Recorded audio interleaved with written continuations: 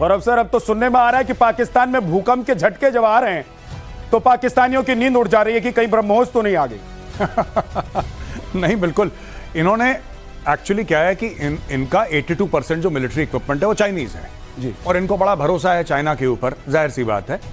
तो इनको Chinese equipment पे भी भरोसा हो गया। अब चाइना का जो एयर डिफेंस इक्विपमेंट था वो भांप नहीं पाया और उन्होंने मन से लगाया भी था, ऐसी बात नहीं है। इन्होंने पूरा खरीद वरीद के, लोन लेके, कर्ज लेके, भीख भीख मांग के इन्होंने चाइना के रडार वेडार लगाए थे। अब रडार को तो पता नहीं लगा ब्रह्मोस कहां से आई, and BrahMos is 2.5-3 times the speed of sound. BrahMos घुस गया जहां पे उसको जाना था। ये आप पाकिस्तानियों को देखिए, सबसे हंसी वाली बात पता है क्या शहबाज शरीफ के स्टेटमेंट पे? ये नहीं कि वो मान रहा है, बार बार मैं कह रहा हूं कि ये जश्न मनाने के बाद वाली स्पीच है। वो कह रहा है कि भारत ने हमें मारा, वो कह रहा है कि हम अटैक करना चाहते थे, उसके पहले भारत ने मारा। अब कोई पाकिस्तानी ये पूछे कि भाई जब तुम कबूल कर रहे हो दुनिया भर के सामने कि भारत ने मारा, तो तुमने इस आदमी को प्रमोशन क्यों दिया? तुमने जश्न क्यों मनाया? हर जगह पोस्टर क्यों लगाए? मुझे तो अभी तक ये समझ में नहीं आ रहा। और ये जो कह रहे हैं कि हमने भारत के दांत खट्टे कर दिए, अपनी बेइज्जती तो खुद कर ही रहे हैं शहबाज शरीफ साहब, अपनी खुद को बेइज्जत तो कर ही रहे हैं ये सब बोल के। लेकिन भारत का एक वीडियो, एक फोटो, एक प्रूफ इन्होंने अभी तक नहीं दिया है कि साहब ये देखिए भारत में हमने ये तबाही मचाई। बस अपने लोगों को क्या झूठ बोला है कि दिल्ली के ऊपर हमारे 60-70 जहाज है।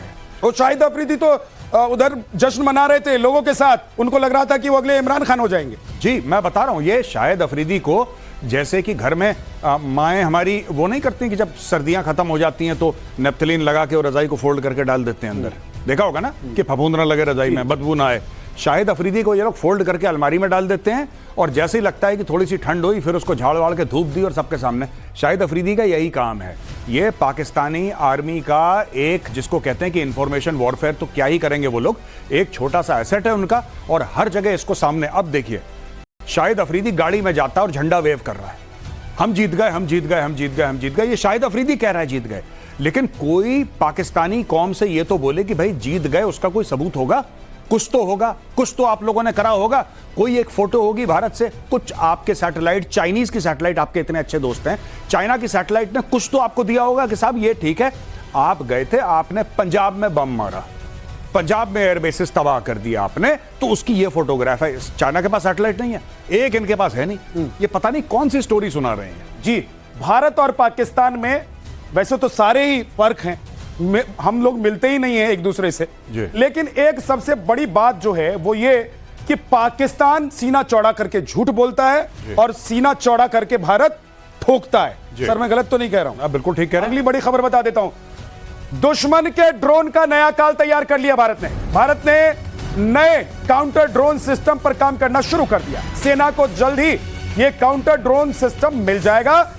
और सोचिए कि पाकिस्तान अभी तक यह सोच रहा था कि वो जो चिड़िया उड़ा रहा था और वो चिड़िया हिंदुस्तान में आते ही गिर जा रही थी उनकी, अब क्या होगा सर? अब क्या होगा पाकिस्तान का? वो तो वैसे भी चाइनीज माल लेकर बैठे हैं कि चले तो चांद तक और नहीं तो शाम तक, वैसे उनके तो शाम तक ही चलें। बिल्कुल सही कह रहे हैं। और जो हमारे आकाश तीर ने किया, जैसे उसने सारे के सारे रेडार्स के पिक्चर, एक कंपोजिट दिखाई, ये भी बताया कौन सा वेपन सिस्टम सही रहेगा आर्टिफिशियल इंटेलिजेंस के द्वारा कि जो उस ड्रोन को इफेक्ट कर सके या उस मिसाइल को मार सके, और उसका इंटीग्रेशन हमारे integrated air command and control system के साथ भी था। लेकिन जब ये हम बात कर रहे हैं काउंटर ड्रोन की, तो उस समय काउंटर ड्रोन की रेंज सिर्फ 1 से 2 किलोमीटर थी, हट किल की, लेजर वाली।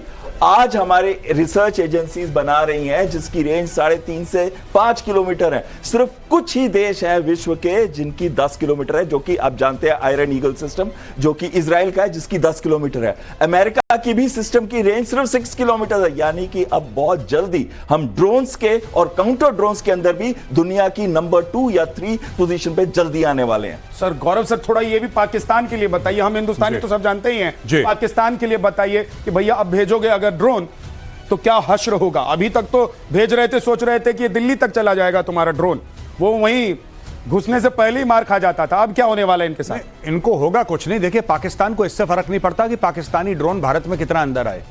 इनको एक झूठ बोलना है ट्विटर पे, फेसबुक पे, इंस्टाग्राम पे, वो झूठ तैयार रखते हैं।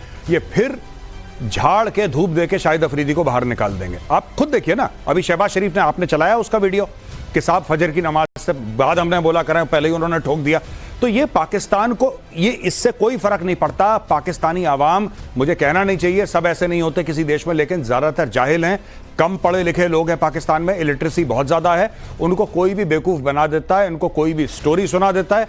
अभी ये देखिए, अभी रिसेंटली वो वहां के बहुत बड़े एक मशहूर पाकिस्तान के डिफेंस एनालिस्ट हैं, लाल टोपी बोलते हैं उनको साहब, जैद हामिद। हाँ। तो लाल टोपी जी क्या बोल रहे हैं कि वहां पे कह रहे हैं कि पता नहीं फरिश्ते आए थे घोड़ों पे, वो लड़ रहे थे, रूहानी ताकतें लड़ रही थी। रूहानी ताकतें लड़ रही थी, और हमारी तोपों की वो पता नहीं सलामी दे रही थी तोप उनको, कि वो तोपों को सलामत रख रहे थे, पता नहीं। और ये पाकिस्तानी लोगों को ऐसी कहानियां बहुत अच्छी लगती हैं, वो बिलीव करते हैं। तो आप कुछ भी बना लें दुनिया में और पाकिस्तान को कितना भी बुरा ठोक दें, राइट। ये वैसी बात है कि कोई आदमी आया, उसको बहुत बुरी तरीके से मारा आपने, लाल पीला हो गया, आंखें सूज गई, पूरा लहूलुहान हो गया, मुंह पहुंच के बाहर आता है, कहता है कि पुराने दोस्त मिले थे, गुस्सा थे, कहते हैं आजकल तुम मिलते नहीं हो यार, बहुत बुरा लगता है तुम मिलते नहीं हो, मिला करो अक्सर।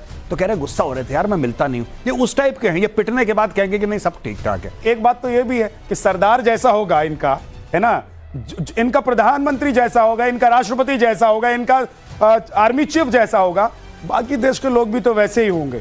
बिल्कुल वो उनको पता है कि ये आसिम मुनीर कुछ नहीं कर पाएंगे, अगर कुछ हुआ भी होगा तो रूहानी ताकत ही कोई होगी, अल्लाह के फजलो करम से ही कुछ हुआ होगा। अगर कुछ जानें बची होंगी तो सिर्फ अल्लाह के फजलो करम से बची होंगी। एक और बड़ी खबर बता देता हूं सर, उसके बाद आपके पास आऊंगा। अरब सागर में ऑपरेशन सिंदूर का जश्न आज कैसे मनाया गया। आईएनएस विक्रांत पर रक्षा मंत्री राजनाथ सिंह पहुंचे थे और राजनाथ सिंह ने कहा कि आतंक की मियाद अब खत्म हो चुकी है।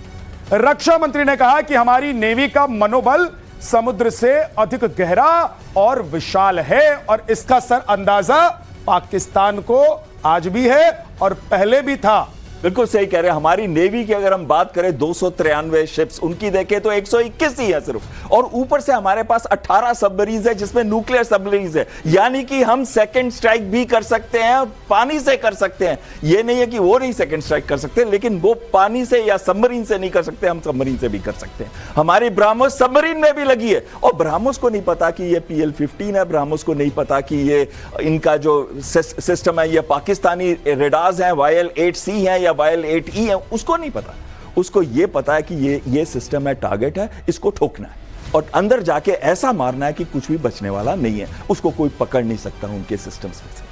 अब बड़ी बात आती है कि हमारी नेवी ने जो एक्सरसाइजेस की उस समय, हमने मीडियम रेंज सैम को फायर किया, हमने फायर की अपनी ब्रह्मोस, हमने वो एक्सरसाइजेस पोरबंदर पोर्ट के पास करी जो कि बिल्कुल पाकिस्तान की जो नेवी की फ्लीट एक्सरसाइज करना चाहती थी उसके साथ थी। उनके पास तो एयरक्राफ्ट कैरियर भी नहीं है, हमारे 2 एयरक्राफ्ट कैरियर हैं, उसमें से एक उस समय तैनात था वहां पे पोरबंदर के पास, और ये एयरक्राफ्ट कैरियर में 30 फाइटर जहाज एक साथ रह सकते हैं। यानी कि हमारी नेवी चाहती तो इनके पोर्ट्स को चोक कर सकती थी, कराची को खत्म कर सकती थी और बिल्कुल तबाही मचा सकती थी, लेकिन वो वेट कर रही थी नॉड के लिए कि अभी टाइम है तुम्हारा, इशारा आएगा और इधर काम तमाम हो जाएगा। गौरव सर, लेकिन अब पाकिस्तान सोच रहा होगा कि कहां से घुसेंगे।